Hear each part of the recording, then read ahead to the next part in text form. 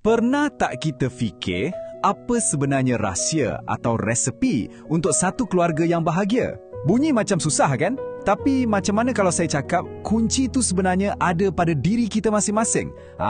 Dalam perkongsian kali ini, kita akan bedah siasat ramuan-ramuan ni yang diambil terus daripada kurikulum pendidikan moral kita. Jom kita mula. Jadi, apa dia ramuan rahsia tu? Sebenarnya, tak ada satu pun formula ajaib. Tapi apa yang kita ada ialah satu kerangka kerja, satu blueprint yang sangat jelas dan semuanya bermula dengan satu idea yang simple je. Setiap seorang daripada kita ni, kitalah bahan utama dalam resepi ini. Tanggungjawab kita sendiri yang akan tentukan sedap ke tak masakan keluarga kita nanti. Okey, ini peta perjalanan kita untuk kupasan kali ini ya. Mula-mula kita akan tengok asas dia dulu, tapak dia, iaitu nilai-nilai teras. Lepas tu kita masuk bab yang praktikal sikit, to-do list kita sebagai ahli keluarga. Kemudian kita akan tengok contoh-contoh dalam hidup seharian dan apa jadi kalau kita abaikan semua ni. Dan paling penting sekali, kenapa semua ni berbaloi untuk kita buat? Jom. Baiklah, kita mulakan dengan bahagian 1. Asas keluarga bahagia. Cuba bayangkan kita nak bina sebuah rumah. Apa yang paling penting dulu? Mestilah tapak kan? Kena kukuh, baru dinding tak runtuh. Sama macam keluarga.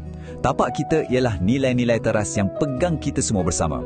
Jadi, jom kita tengok apa dia tapak ni sebenarnya. Nah, ini dia teras kepada segalanya. Tanggungjawab diri. Definisi dia ni, kalau kita perhatikan betul-betul, menarik tau. Sebab ia bukan pasal jangan cari pasal je. Dia ada dua fungsi.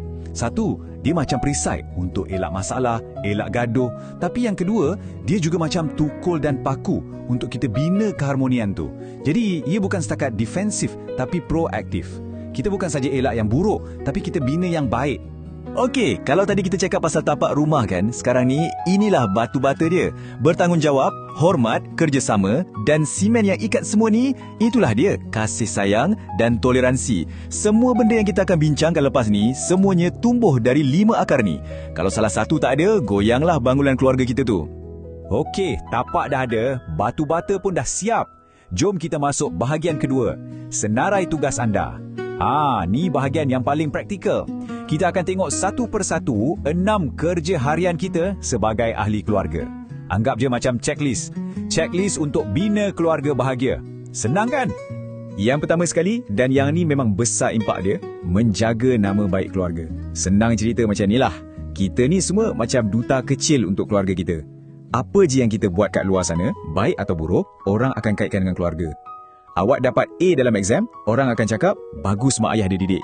So, ia bukan pasal kita sorang-sorang. Ia satu amanah yang kita semua pikul bersama. Nombor 2, menyayangi setiap anggota keluarga. Dan ni kena faham betul-betul ya. Sayang ni bukan sekadar rasa dalam hati je. Bukan macam mood yang datang dan pergi. Ia adalah satu perbuatan. Contohnya, bila nampak adik sedih, kita pergi peluk. Bila abang tengah down, kita bagi kata-kata semangat. Inilah kasih sayang yang boleh nampak, yang boleh rasa. Yang ketiga, menghormati. Benda ni, dia macam gam yang lekatkan hubungan dalam keluarga. Tak susah pun. Kadang-kadang ia semudah kita dengar je nasihat atuk kita sampai habis. Jangan potong cakap dia. Atau guna bahasa yang elok sikit bila cakap dengan mak ayah. Sebab apa? Kalau tak ada hormat, macam mana nak ada komunikasi yang sihat kan? Seterusnya, nombor 4, memastikan keselamatan keluarga. Yang ni pula memang sangat-sangat praktikal. Benda-benda kecil je sebenarnya. Macam sebelum tidur tu, kita periksa pintu dah kunci ke belum. Atau bila mak ayah keluar sekejap, kita tolong tengok-tengokkan adik. Jadi hero sekejap. Senang kata, kita semua ni bodyguard untuk satu sama lain. Nombor 5, menjaga kebajikan. Maksudnya apa? Maksudnya kita kena peka, buka mata, tengok sekeliling. Jangan tunggu orang suruh baru nak buat. Nampak mak tengah penat masak, pergilah tanya, mak nak tolong apa-apa tak? Nampak adik pening buat kerja sekolah, pergi duduk sebelah, ajar dia sikit. Inilah namanya kerja sepasukan, proaktif. Dan yang terakhir dalam senarai kita, nombor 6, elakkan diri daripada aktiviti-aktiviti negatif. Kalau 5 yang tadi tu kita menyerang untuk bina kebahagiaan, yang ni pula kita bertahan, kita jadi defender. Setiap kali kita pilih untuk tak ikut kawan buat benda tak elok, sebenarnya kita tengah jadi perisai untuk keluarga kita. Kita lindungi mereka daripada risau, daripada susah hati. Okey, kita dah ada checklist 6 perkara tu. Tapi kalau setakat teori je, tak jadi apa-apa kan? Jadi untuk bahagian ketiga ni, jom kita turun padang. Kita tengok macam mana semua idea-idea besar ni sebenarnya boleh diterjemahkan kepada perbuatan-perbuatan harian yang jujur cakap sangat senang nak buat. Tengok jadual ni. Inilah rahsia dia sebenarnya. Keluarga bahagia ni bukan pasal buat satu benda besar yang gempak, tapi ia pasal buat beribu-ribu benda kecil setiap hari. Contoh, menjaga kebajikan tu bunyi macam besar kan? Tapi praktikalnya, tolong mak ayah kat rumah je.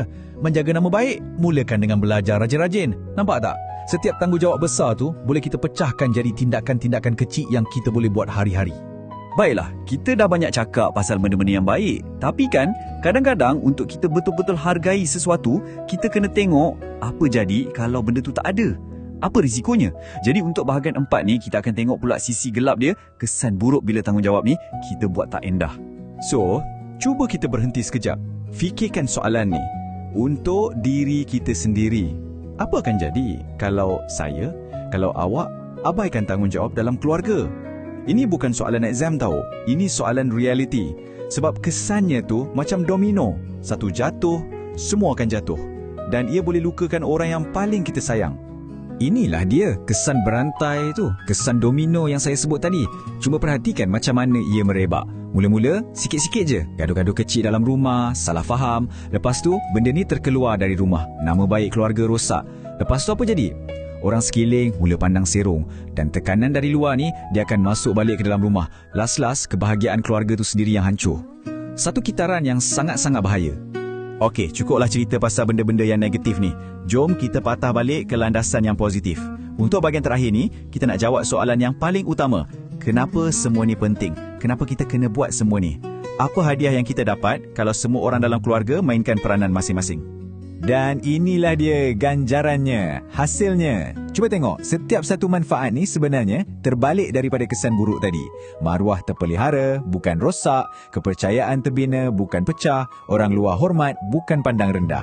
Dan akhirnya, kita dapat buah yang paling manis, sebuah keluarga yang betul-betul bahagia.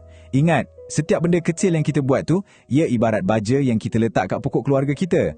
Makin banyak baja, makin suburlah ia.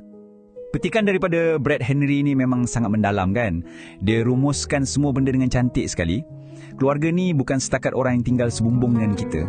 Keluarga tu kompas kita, penunjuk arah, sumber inspirasi kita nak berjaya.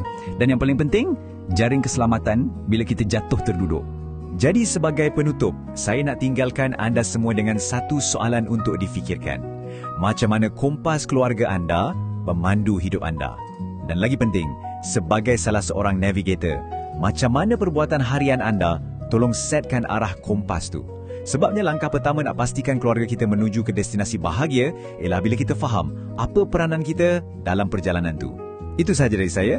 Terima kasih.